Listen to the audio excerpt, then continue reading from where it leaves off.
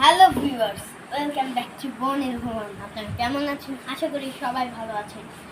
তো ICC টি-20 world cup শুরু হয়ে গিয়েছে, আর গ্রুপ পর্বে আমাদের বাংলাদেশ স্বপ্নের সুপার 8-এ উঠে গিয়েছে। তো এবার আমাদের লক্ষ্য শুধুই ফাইনালে যাওয়া। তো প্রথম ম্যাচে অস্ট্রেলিয়ার বিপক্ষে হেরে গিয়েছে বাংলাদেশ।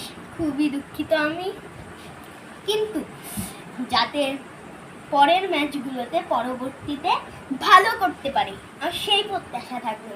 বাংলাদেশ নিশ্চয়ই ভালো করবে, তারা যেন ভালো করে, তারা যেন ব্যাটিং লাইন আপটা ভালো করে, বোলিং লাইন আপটা ভালো আছে, কিন্তু তাদের আরও ভালো করা দরকার। ভারতের বিপক্ষে যখন লড়বে তাদের ব্যাটিং, বোলিং, ফিল্ডিং সব কিছুই ভালো হওয়া লাগবে।